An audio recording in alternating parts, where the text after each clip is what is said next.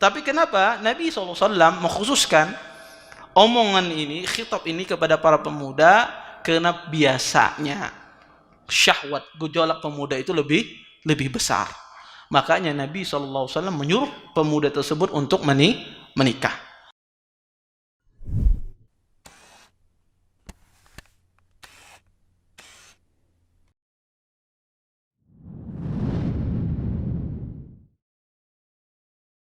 Dan di akhirat, dan ini nikmat yang luar biasa. Nikmat aman ini nikmat yang luar biasa. Makanya Nabi SAW menggambarkan bagaimana pentingnya nikmat aman ini.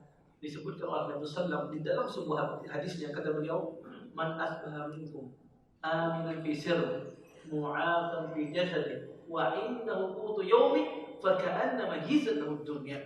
Kata Nabi SAW, barang siapa di antara kalian di pagi harinya dia merasa aman di rumahnya, tenang dia di rumahnya, ya, mu'afan fi jasadi, Allah sehatkan badannya, wa indahu qutu yawmi, ada sesuatu yang dimakan, walaupun itu sedikit, tidak ada lauk, tapi ada yang bisa dimakan, kata Nabi sallallahu alaihi wasallam, fa ka'annama hizatuhu dunya, maka seolah-olah dia menguasai dunia.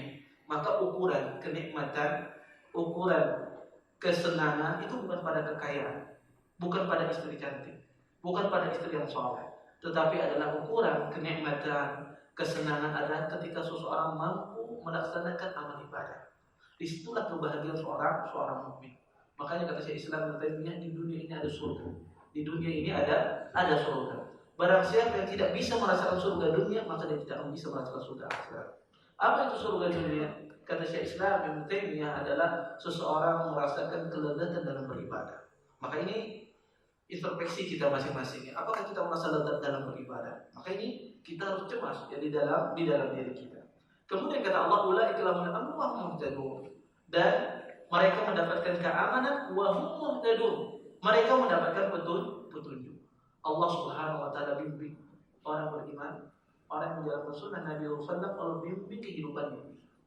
Kehidupan masalah agamanya Allah bimbing dia, dan Allah bimbing juga kehidupan dalam rumah tangganya. Maka Allah berikan taufik. Subhanallah Bapak Ibu, kadang-kadang terjadi kesalahpahaman di dalam rumah tangga, terjadi perselisihan di dalam rumah tangga, bahkan sampai pada perceraian, pentalakan dan semisalnya. Kadang-kadang kalau kita perhatikan permasalahannya permasalahan yang sepele.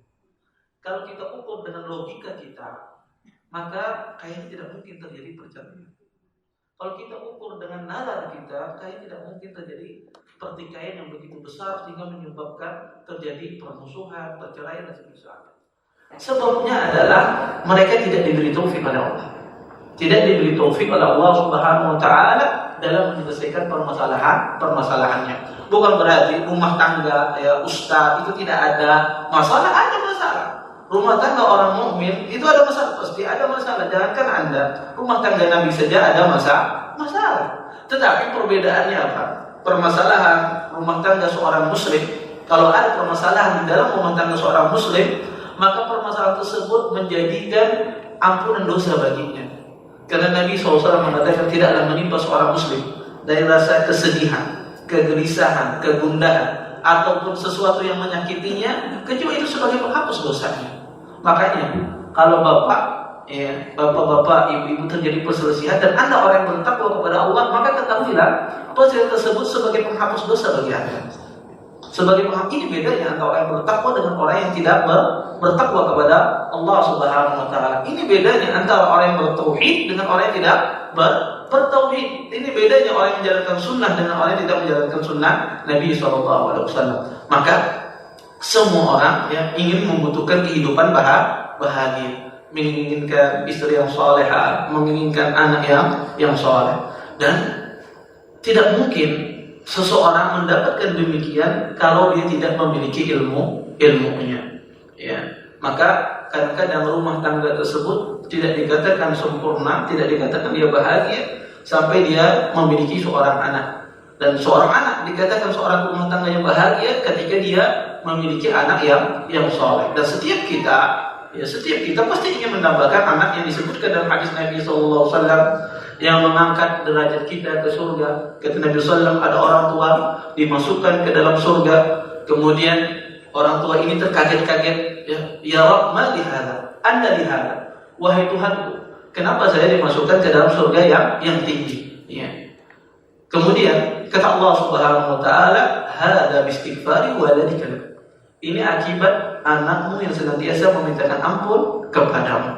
Maka setiap orang pasti menginginkan anaknya semacam ini. Yang orang tuanya Allah angkat derajatnya akibat amalan anak-anaknya. Tetapi kita tidak boleh menutup mata.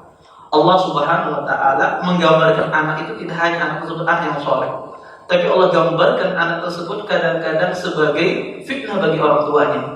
Kata Allah Subhanahu wa taala, innama amwalukum wa auladukum fitnah. Kata Allah Subhanahu wa taala, sesungguhnya harta kalian, anak kalian adalah fitnah. Kadang-kadang Allah gambarkan anak itu sebagai musuh, ya. Kata Allah sesungguhnya dari istri-istri kalian dan anak-anak kalian aduwwun lakum, musuh bagi kalian. Fahdharu, maka berhati-hatilah. Maka ini kita tidak tahu anak kita ini apa yang dikatakan sebagai yang dikatakan di dalam doa Rabbana hab lana min azwajina qurratu a'yun, ya Allah berikanlah dari keturunan kami sebagai penyejuk hati kami, ataukah anak kita ini sebagai musuh bagi kita? Maka tidak mungkin seseorang mendapatkan anak yang soleh semacam ini kecuali orang tuanya adalah orang tua yang soleh. Ya, tidak mungkin seseorang mendapatkan anak yang soleh, ya, kecuali orang tuanya adalah orang tua yang soleh. Ya. Walaupun apakah ada mungkin Ustaz anak preman yang bisa jadi anak yang soleh? Bisa jadi. Atau anak seorang ustaz bisa jadi preman? Bisa jadi. Tetapi pada asalnya kita berbicara secara kebanyakan. Karena pada asalnya orang tua yang soleh pasti Allah Subhanahu wa taala, maka pada asalnya Allah jadikan keturunannya adalah keturunan yang soleh. Dan ini adalah ayat Al-Qur'anul Karim.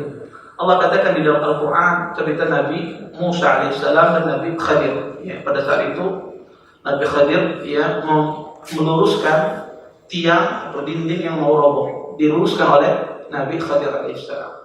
Kemudian kata Nabi Musa, wahai Nabi Khadir, kenapa engkau tidak ambil upah dari meluruskan pohon ini? Ya, kemudian Nabi Khadir, inilah perpisahan saya dengan engkau. Kemudian Nabi Khadir menjelaskan kenapa dia tidak mengambil upah. Disebutkan kata Nabi Khadir ini sebagai tanda bagi harta anak yatim. Kenapa sebagai tanda? Allah sebutkan dalam Al-Quran, wa kana abuhuma salih. Sesungguhnya kedua orang tua anak ini adalah orang tua yang saleh.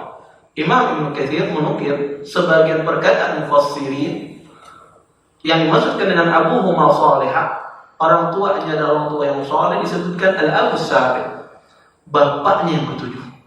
Bukan bapaknya langsung, tapi kakeknya. Persoalan kakeknya yang ketujuh berdampak terus sampai kepada keturunannya. Bahkan yang tidak hanya itu, hartanya Allah jaga. Maka subhanallah tidak ada asuransi yang luar biasa kecuali asuransi dari Allah Subhanahu wa taala. Hartanya dijaga, agamanya dijaga, anaknya dijaga, keturunannya dijaga oleh Allah Subhanahu wa taala. Dan tidak bisa kita wujudkan ini kecuali kita memahami fiqhul usrah, memahami fikih keluarga. Mewujudkan ini dimulai dari tahapan yang paling awal, yaitu masalah pernikahan. Oleh karenanya saya membahas masalah fiqhul usrah dalam kitab Bulughul Maram, karena untuk mewujudkan rumah tangga yang sakinah, rumah tangga yang tentram, menjadikan suami dan istri yang menjadi istri yang soleh, suami yang soleh, mewujudkan anak-anak yang soleh ke depannya. Baik, kita mulai. Berkata Imam Ibnu Hajar rahimahullah taala, kitabun nikah, kitab tentang masalah pernikahan. Ya. Kalau berbicara nikah ini beratkan semangat, ya. Baik yang tua ataupun yang muda, ya. Sehingga yang tua merasa menjadi muda kembali, ya. Walaupun dalam keadaan sakit mendengar pernikahan sehat, ya.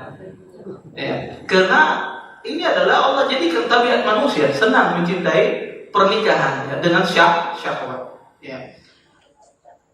Kitab nikah, kitab tentang masalah nikah.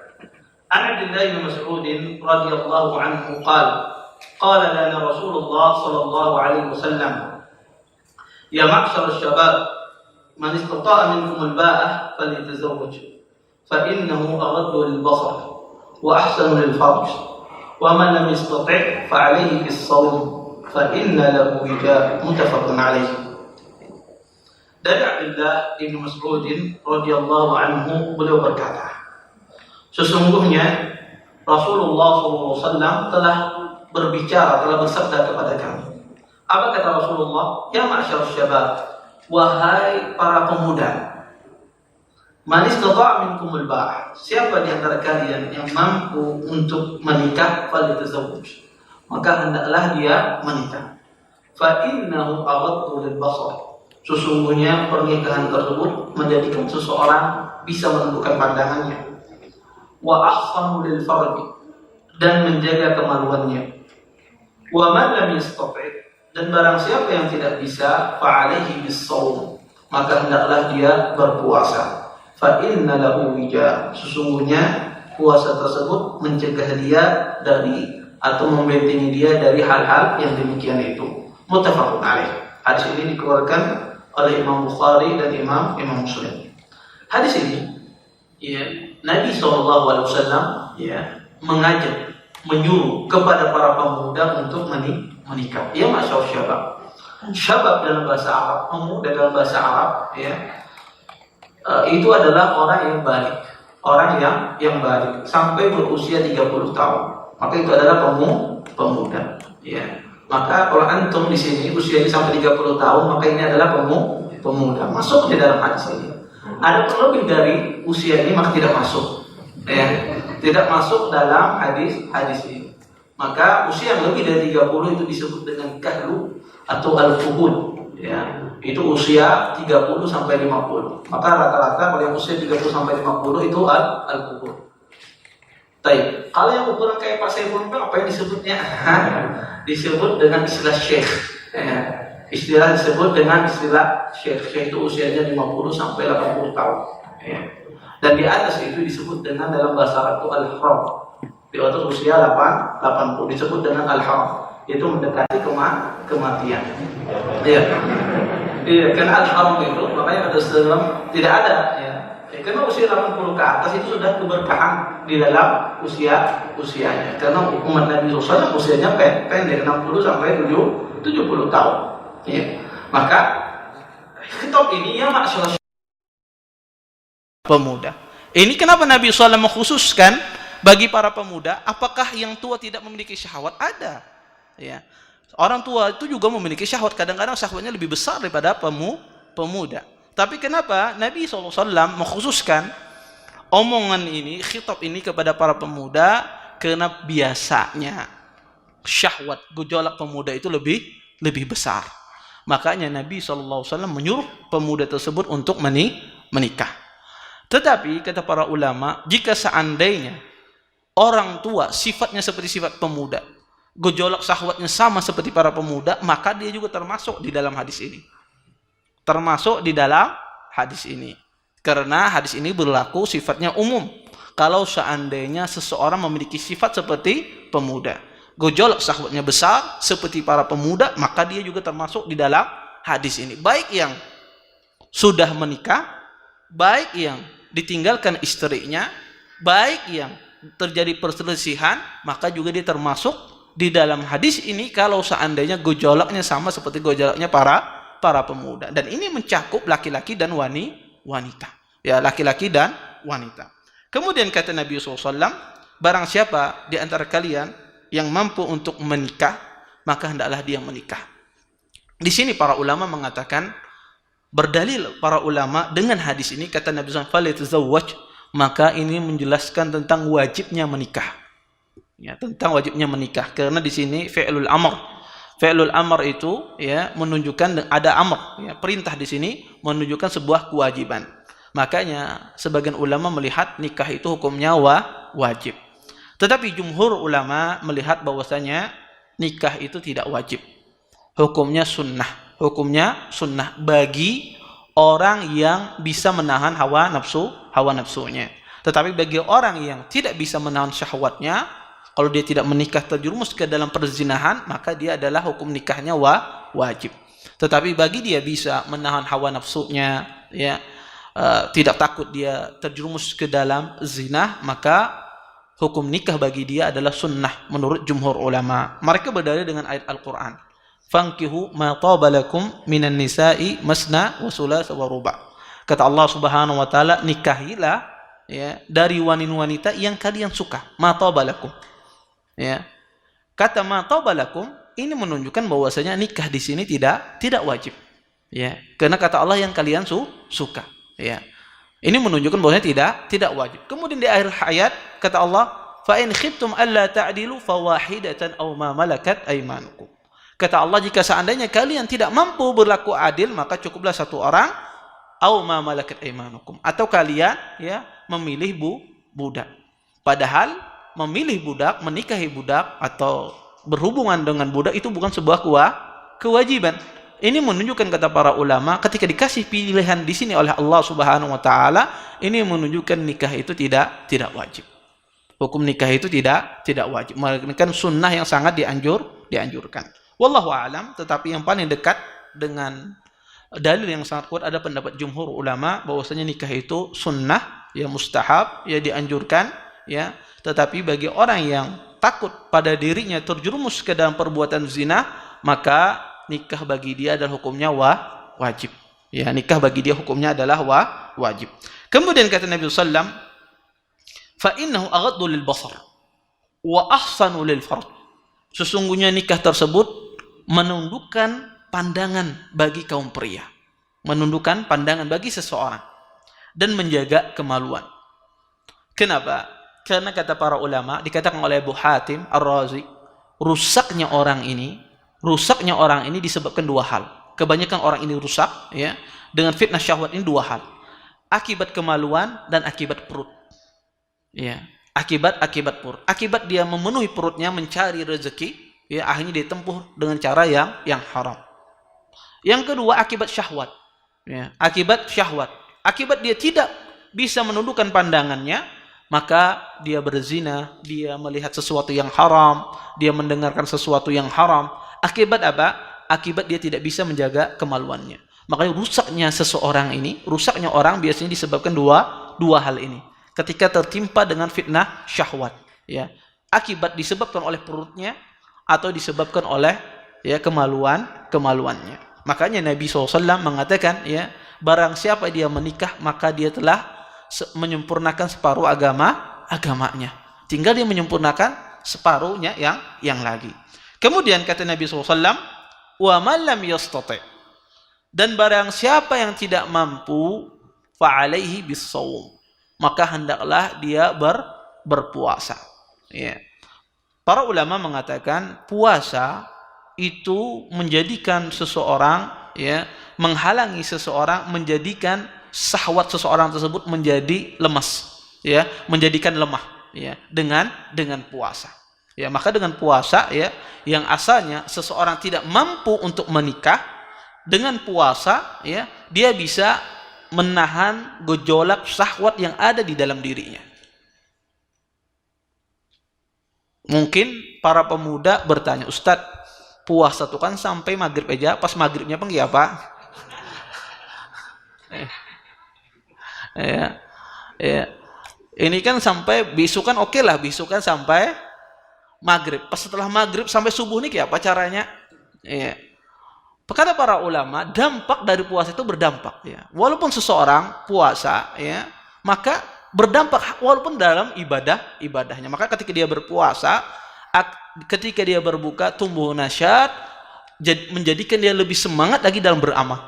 Menjadikan dia lebih semangat lagi beramal. Kalau kada kawa jua Ustaz kayak apa? Bawa sholat tahajud sudah heran bawa sholat tahajud sudah selesai. Ya, tahajud seperti tahajudnya Nabi sallallahu alaihi wasallam, ya, 5 juz 1 rakaat. Ya. Kalau ulun jadi makmumnya, ulun yang pertama kali buka kada sanggup. Taib, luar biasa ya zaman Nabi SAW bagaimana sholat malam mereka. Maka kata para ulama, puasa ini, ya, menahan seseorang dari hawa nafsu yang membara. Dan ini kita buktikan. Ya. Orang kalau berpuasa, maka kemungkaran yang dia lakukan itu berkurang. Kemungkaran yang dia lakukan, baik yang sudah menikah ataupun yang belum menikah. Karena puasa itu bisa menahan. Di sini, Nabi SAW menyarankan di sini, bagi orang yang tidak mampu untuk berpuasa. Di sini para ulama beristinbat bahwasanya seseorang tidak boleh atau tidak dianjurkan untuk memaksakan diri untuk menikah, sedangkan dia tidak mampu. Ya. Dia tidak mampu, akhirnya berutang sana kemari. Allah nak kawin lah berutang, ya, ke sana kemari. Padahal dia tidak mampu. Maka Nabi SAW di sini bagi pemuda yang tidak mampu, kata Nabi SAW apa? Disuruh Nabi berutang kada? Ya, disuruh Nabi berutang tidak, tapi disuruh Nabi SAW apa? Untuk apa? Dia berpuasa. Di sini kata para ulama tidak disarankan orang yang tidak memiliki kemampuan untuk menikah kemudian dia berhutang ke sana kemari yang menyebabkan dia menjadi susah nanti ke depannya. Maka Nabi SAW menyarankan di sini adalah untuk berpuasa. Maka seseorang jangan memaksakan diri. Ya, jangan memaksakan diri. Ya, jangan datang Ustaz, tolong bang carikan ulun yang kalau kada kau ulun nih hancur lalu nah pemacam. Pian tolong selamatkan ulun. Kalau kada kau sanggup nikah apa? Solusinya berpuasa. Jangan dipaksa. Nabi SAW apa? Mensyarankan untuk berpuasa. Makanya kata para ulama, ya, jangan seseorang membebankan dirinya ketika dia tidak mampu, tidak memiliki kemampuan dalam menafkahi istrinya misalnya, tidak memiliki kemampuan ya dalam berumah tangga, maka adalah dengan cara dia berpuasa. Kemudian di sini juga para ulama mengambil faedah dari perkataan Nabi SAW, fa'alaihi bis-shaum. Maka hendaklah dia berpuasa. Di sini dia berpuasa tujuannya apa? Untuk agar apa? Menahan hawa nafsunya. Apakah ibadah puasanya diterima? Ya. Apakah ibadah puasanya diterima? Di sini kata para ulama, tasyrik ya atau tasyrik bil ibadah itu sebetulnya boleh. Seseorang berniat di dalam ibadahnya dengan dua niatan. Ya. Orang ini ketika dia beribadah di sini, dia berniat dengan dua niatan. Pertama, dia niat puasa, ya, karena itu sunnah. Kedua, apa? Niatnya dia untuk menahan gejolak hawa nafsunya. Dan ini dibenarkan dan diperbolehkan di dalam syariat. Makanya kata para ulama, jika seandainya seorang beribadah kemudian menggabungkan antara suatu ibadah yang sunnah dengan ibadah yang sunnah yang lainnya, maka ini boleh. Ya, semacam ini. Dia ini menahan hawa nafsu itu diperintahkan, dianjurkan. Berpuasa sunnah juga dianjurkan. Dia menggabungkan dua ibadah di dalam niatnya. Dan dia mendapatkan dua pahala. Masya Allah. Ya, pemuda yang tidak bisa menikah, ya, dan ini tidak didapatkan bagi para yang tua-tua. Ya. Yang tua-tua berpuasa ya sudah. Ya, dapat satu pahala aja. Tapi yang pemuda apa? Dia mendapatkan dua kebaikan. Ya. Dia mendapatkan pahala karena dia beribadah kepada Allah Subhanahu wa taala dan dia mendapatkan pahala karena dia menjaga hawa nafsunya. Jangan ada sebagian orang mengatakan, "Berarti ini kada ikhlas lah, Ustaz." Dia puasanya ini kada ikhlas lah karena beribadah agar menahan hawa nafsunya bukan karena Allah. Maka ini keliru ya. Ini keliru. Orang dan ini salah satu dari ajaran ya kelompok-kelompok yang menyimpang dalam Islam. Sebagian orang ada beranggapan tidak boleh beribadah karena mengharap pahala Allah. Dan tidak boleh beribadah karena takut dengan hukuman Allah Subhanahu wa taala, dengan siksa Allah. Ya.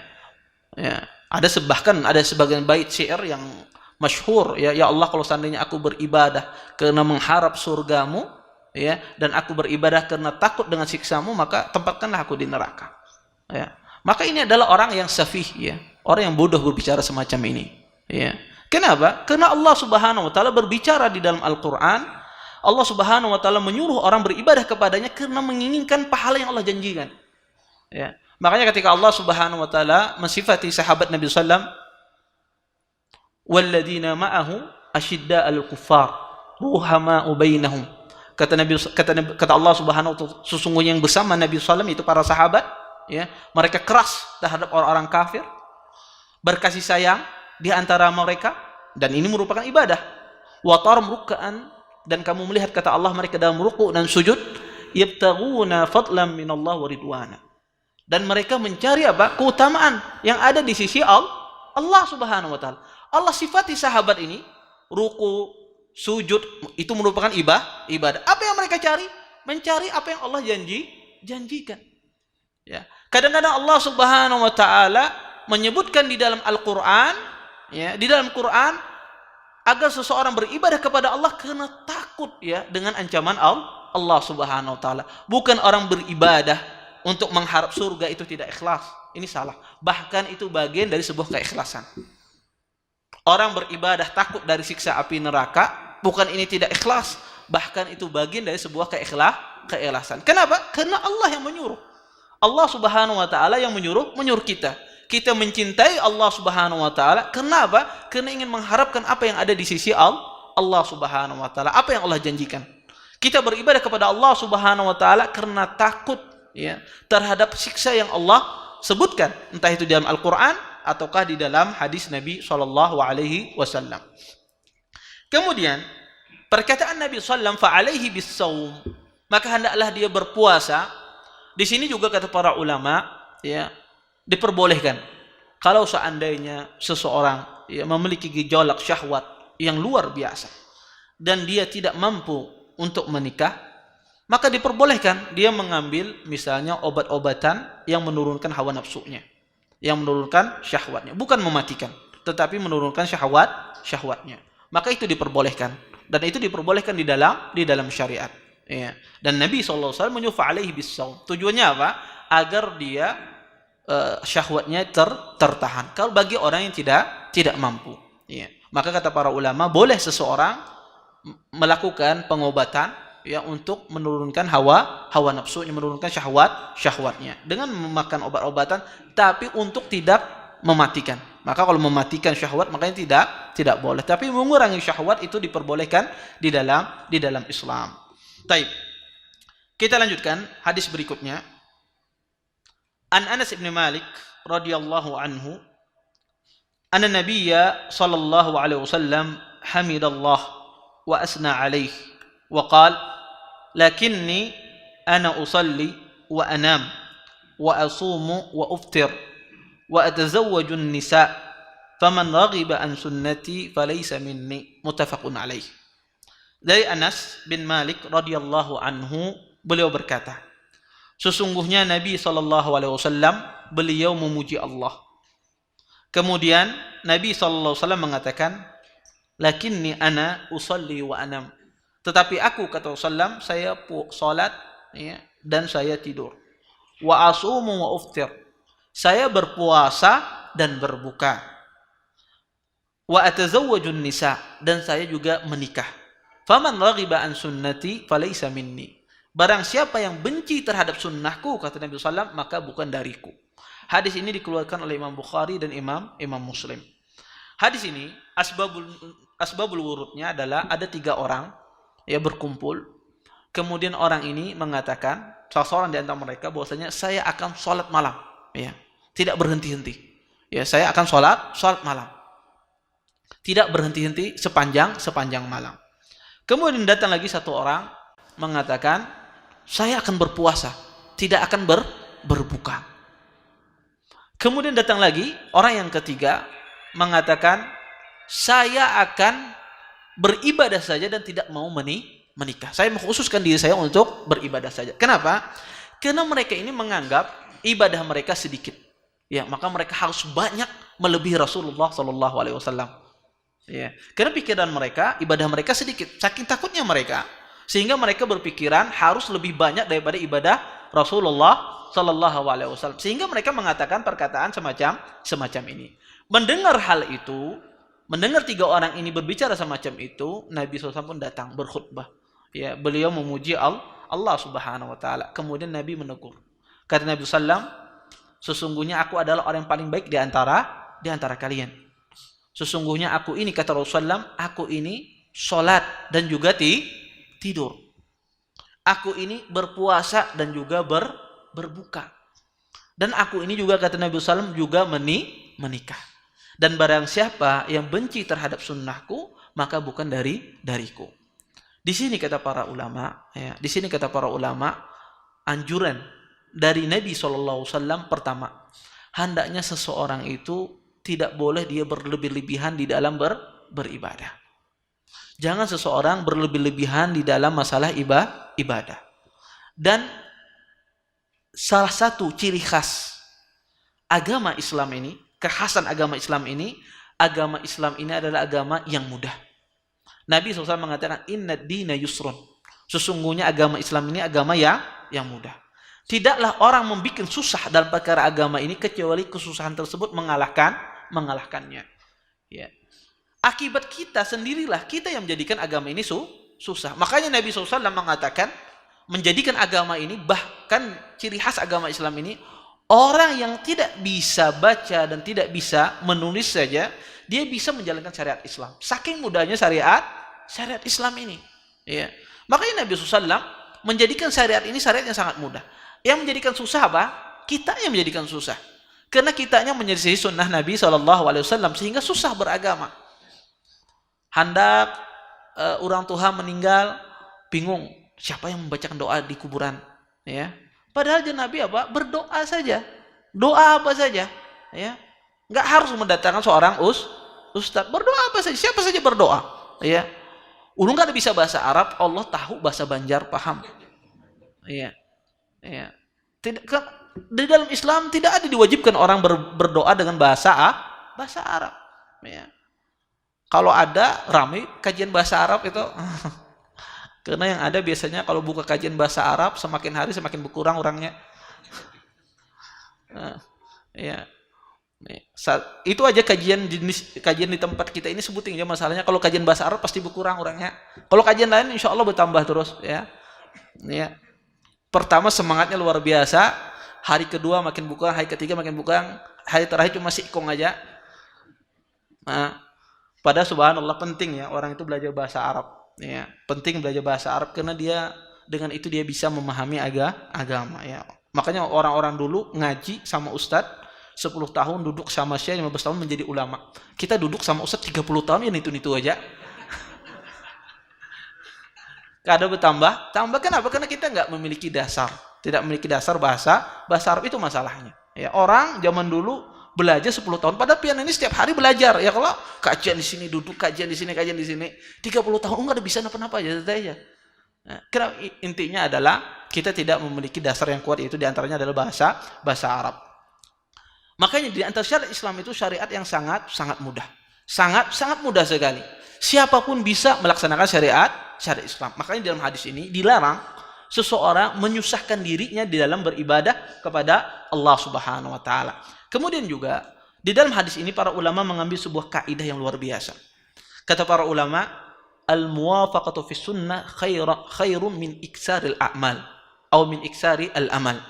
Kata para ulama, sesuai dengan sunnah itu lebih baik daripada seseorang banyak beramal tapi tidak sesuai dengan sunnah.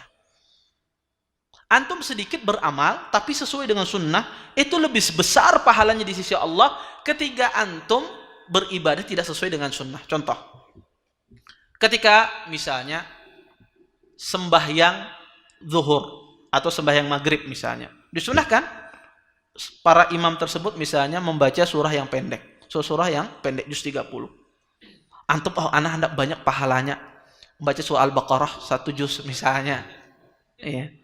Ini banyak pahalanya semacam itu. Kita katakan tidak. Ya. Kenapa?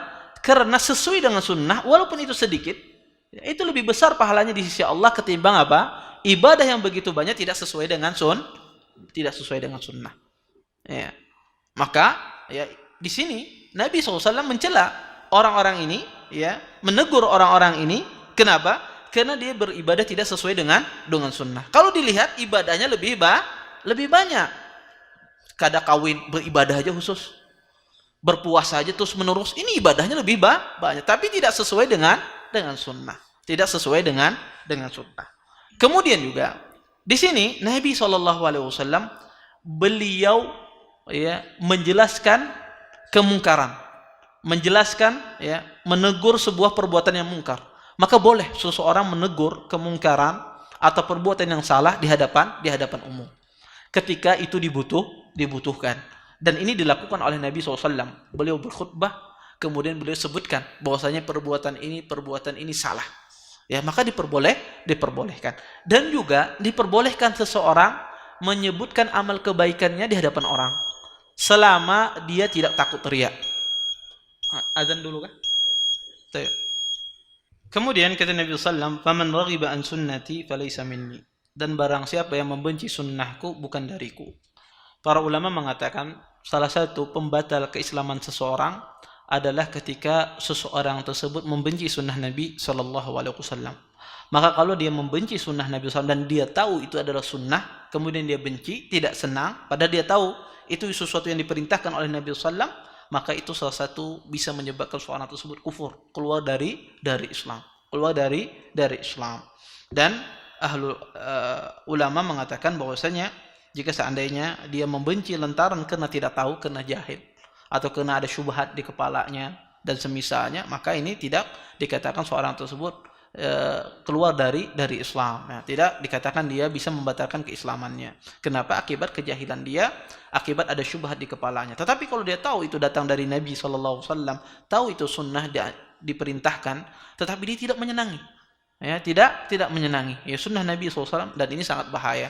Dan ini sangat bahaya. Dan ini bisa menyebabkan seseorang tersebut keluar dari Islam. Tidak hanya keluar dari Ahlus Sunnah, tapi keluar dari Islam. Dan ini sangat berbahaya. Maka pentingnya seorang muslim, jika sesuatu itu datang dari Nabi SAW, maka hendaklah dia menerimanya. Masalah dia tidak bisa mengamalkan itu masalah lain. Tetapi yang penting seorang tersebut menerima apa yang datang dari Allah dan Rasulnya. Maka ada sebagian orang kadang-kadang akibat hawa nafsunya yang begitu besar, begitu tinggi, sehingga dia tolak. Karena dia tidak mampu saja sebetulnya mengamalkan. Karena dia tidak mampu mengamalkan, kemudian dia tolak. Padahal ini salah. Kalau Anda tidak mampu, yakini dulu itu datang dari sunnah Nabi SAW. Kemudian minta sama Allah Subhanahu Wa Taala agar dimudahkan dalam mengamalkannya. Karena subhanallah ya, kalau bukan pertolongan Allah Subhanahu Wa Taala, maka kita ini tidak sanggup menjalankan sunnah-sunnah Nabi SAW. Maka kita harus minta tolong sama Allah dalam beribadah. Dan ini yang sering kita lupakan. Ketika kita beribadah kepada Allah Subhanahu Wa Taala, lupa minta zat yang maha luar biasa, yang maha kuasa. Lupa kita minta tolong sama Allah agar dimudahkan dalam beribadah. Ya, makanya apa sebabnya banyak orang tidak bisa sholat malam? Apa sebabnya banyak orang meninggalkan perkara-perkara sunnah? Salah satu sebab yang terbesar adalah lupa dalam berdoa, meminta tolong sama Allah agar dimudahkan dalam beribadah. Makanya sering kita katakan iyyaka na'budu wa iyyaka nasta'in. Ya Allah, kepadamu lah kami menyembah dan kepadamu lah ya Allah kami minta tolong. Minta tolong untuk apa? Minta tolong agar dimudahkan dalam beribadah. Hadir kajian rasa koler, rasa macam, minta tolong sama Allah Subhanahu Wa Taala. Maka Allah akan mudahkan antum dalam beribadah. Ya, apalagi menuntut ilmu. Ya, menuntut ilmu ini luar biasa. Ya, maka jangan sampai terputus ya kebiasaan menuntut ilmu. Ya, sedikit saya keluar. Ya, jangan sampai terputus kebiasaan menuntut ilmu. Karena orang itu kalau sudah jauh dari menuntut ilmu, jauh ya dari majelis ilmu, maka yang ada adalah apa? Kejelekan. Nabi SAW mengatakan, man yuridillah bi khairan yufaqihu fid din. Barang siapa yang Allah inginkan kebaikan pada orang tersebut, Allah jadikan dia faqih dalam beragama. Mafhum hadis ini, mafhum terbaliknya adalah orang yang tidak diinginkan oleh Allah kebaikan, Allah jauhkan mereka dari menuntut ilmu. Maka kalau kita merasa diri kita rasa malas, rasa koler dari menuntut ilmu, ini pertanda kita dijauhkan dari kebaikan. Ini pertanda kita jauh dari kebaikan. Yang ada apa? Orang jauh dari kebaikan, yang ada adalah kejelekan. Yang ada nantinya adalah maksiat. Maka jangan sampai terputus dari menuntut ilmu. Dan Allah Subhanahu Wa Taala menjanjikan orang menuntut ilmu ini pahalanya luar biasa. Dan Allah tidak mengharuskan antum dapat pahala dimudahkan ke surga. Tidak Allah haruskan paham apa yang Anda sampaikan. Ya. Masya Allah, Allah katakan Nabi katakan man salaka tariqan yaltamisu fihi ilman sahalallahu lahu bi tariqan ila jannah. Barang siapa yang menempuh sebuah jalan dari jalan surga, maka Allah mudahkan dia ke jalan menuntut ilmu, maka Allah mudahkan dia jalan ke surga. Kata Nabi SAW, man salaka tariqan, ya. Ini bentuk istifham ya, dalam bentuk isbat, ya. Ini menunjukkan keumuman, ya, menunjukkan keumuman. Apa saja, ya. Dia tuntut, ya, apa saja dia tuntut dalam menuntut ilmu, maka Allah mudahkan dia ke surga. Entah itu, Allah tidak mensyaratkan di sini, Nabi tidak mensyaratkan di sini, dia harus paham apa yang disampaikan. Walaupun dia boleh kada sing pahaman, kada apa-apa. Dapat keutamaan ini, karena tidak diharuskan dia paham. Ya. Dan ada orang datang emang menuntut ilmu itu, ada orang datang duduk nganga-nganga aja. Ya. Enggak paham dia, ngayal ke sana kemari. Ya, otaknya ngayal ke sana kemari. Ada orang yang duduk langsung guring misalnya. Gak ada. Karena syaitan banyak berdatangan, ya, ganggu orang menuntut ilmu. Di sini tidak disyariatkan, tidak diharuskan untuk paham semua Anda. Tidak diharuskan dihafal semua Anda. Yang penting dia datang menuntut ilmu. Paham, kada paham dia dapat pahala. Ini kemudahan yang luar biasa di dalam syariat Islam. Ya. Makanya Nabi memberikan semangat agar orang menuntut ilmu, walaupun kada dapat sama sekali yang disampaikan, tapi dia punya semangat dalam menuntut ilmu, maka dia mendapatkan keutamaan di dalam hadis ini. Maka jangan sampai terputus kita dari menuntut ilmu. Dan penting, ya, seseorang kalau dia tidak mampu beramal apa yang datang dari Nabi SAW, maka yakini itu ada sesuatu yang datang dari Rasulullah SAW. Jangan dia benci ataupun bahkan mengingkarinya. Taib. Mungkin ini saja yang dapat saya sampaikan. Sebelum ditutup, mungkin ada pertanyaan, silahkan. Kalau ada yang bertanya, silahkan. Taib, fadhal.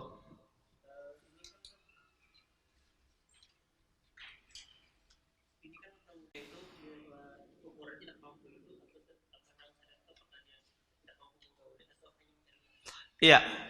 Para ulama berselisih tentang masalah makna ba'ah di sini. Ya, makna ba'ah di sini. Sebagian para ulama mengatakan makna ba'ah di sini adalah jima, tidak mampu untuk mempergauli. Sebagian ahlul ilm mengartikan makna ba'ah di sini adalah al-qudrah ma'unatu 'ala nafaqah. Ya, seseorang tidak mampu untuk memberikan nafkah, ya. Tetapi yang makna yang paling benar adalah tidak mampu memberikan nafkah. Kenapa? Karena Nabi sallam khitabnya terhadap pemuda. Pemuda paling kuat dalam masalah ini.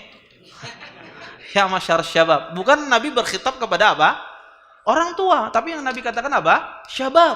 Maka makna yang paling benar makna ba'ah di sini adalah kemampuan untuk memberikan nafkah. Bukan makna awal, maknanya adalah jima. Karena makna ba'ah itu memiliki dua makna di dalam bahasa Arab. Maka makna yang kedua itu yang paling tepat. Kemampuan dalam memberikan nafkah. Kenapa? Karena khitabnya di sini yang diajak ngomong siapa? Para pemuda. Wallahu a'lam. Karena pemuda biasanya kada bisi duit.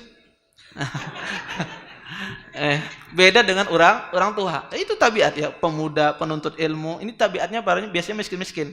Ya. Ini kebiasaan, ini sunnatullah, ya, dari zaman dulu. Kalau antum lihat orang penuntut ilmu itu, ya, ulama-ulama bagaimana kehidupannya, maka mereka banyak dari orang yang tidak berada. Ya. Baca aja sirah-sirah para ulama salaf, ya. Maka banyak orang tidak berada, ya. Makanya kadang-kadang sebagian orang mengatakan itu tanda penuntut ilmu kada bisa duit, ya. Tanda orang belajar, tanda orang menuntut ilmu. Dan itu emang, ya. Kadang-kadang sebab itulah mereka jadi semangat dalam menuntut ilmu. Kadang-kadang orang akibat dia dibukakan dunia, dibukakan harta, bisa dia menyimpang dari menuntut ilmu. Wallahu a'lam. Taib, ada lagi yang lain? Silakan. Ada? Taib.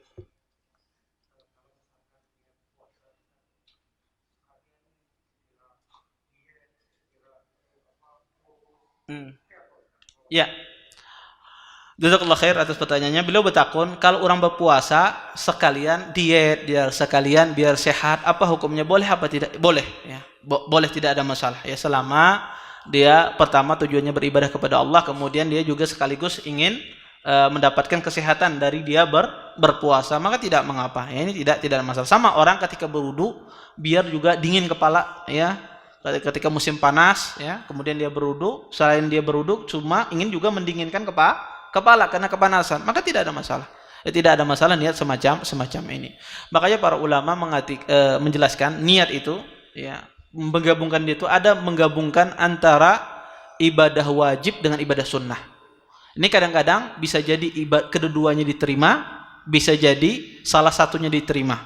Contoh misalnya, menggabungkan ibadah wajib dengan ibadah sunnah. Misalnya orang sholat zuhur sekaligus niat tahiyatul masjid. Ya, dia sholat zuhur di sini kemudian sekaligus tahiyatul masjid. Bagaimana hukumnya? Diterima apa? Diterima. Karena asalnya tahiyatul masjid itu adalah apa saja sholat yang dilaksanakan itu sudah jadi tahiyatul masjid. Yang penting menghidupkan masjid tersebut dengan sholat, entah itu sholat wajib atau sholat sunnah.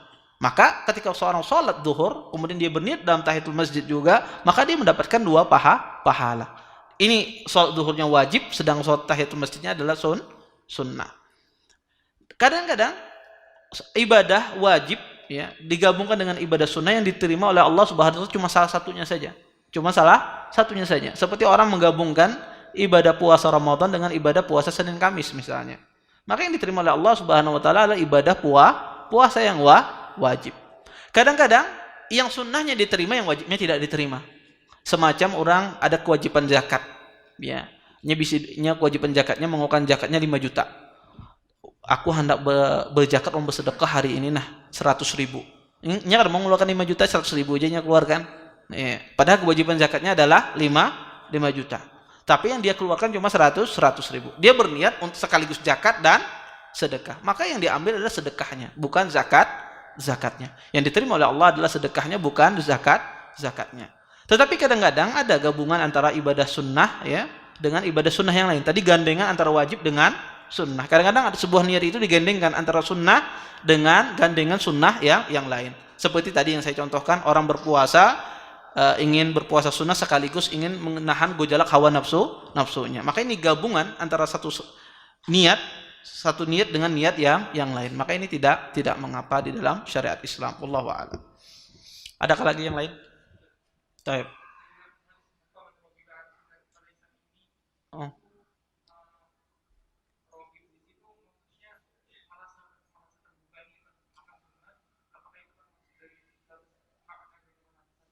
Ya. Beliau bertakun disiden, apakah orang merasa terbebani dari sunnah itu termasuk dari raghibaan sunnati? Semacam itulah pertanyaannya. Tidak termasuk dalam hadis tersebut ya. Seorang merasa terbeban. Kenapa? Karena pada asalnya ibadah itu ada masyaqqahnya. Setiap ibadah itu ada kesusahannya. Ya, makanya disebut hukum taklifi. Ya, ada taklif. Setiap hukum taklif itu ada kesusahannya. Tetapi kesusahan itu mampu dilakukan oleh setiap orang. Ketika seorang merasa susah menjalankan sunnah misalnya, apakah itu termasuk dari raghibaan sunnati? Tidak. Ya. Tetapi dia masuk dalam raghibaan sunnati ketika dia membenci itu sunnah. Ketika dia membenci sunnah. Tapi kalau dia merasa susah, misalnya berjenggot nih. Ngalih benar begawi misalnya, disinggung orang terus apa, dia merasa susah, tapi dia tidak benci, maka ini tidak termasuk di dalam hadis ini. Yang termasuk dalam hadis ini apa? Dia benci apa yang datang dari Rasulullah sallallahu alaihi wasallam. Maka ini yang termasuk di dalam hadis ini. Tidak senang dia apa yang datang dari Nabi sallallahu alaihi wasallam. Bukan orang merasa susah terhadap apa yang diperintahkan oleh Allah dan Rasulnya. Taib. Ini sudah tutup ke apa? Pak? Oh, taib. Kalau ada yang bertanya silahkan. Ibu-ibu kalau ada yang bertakun silahkan. Berkertas atau alamat silahkan. Taib.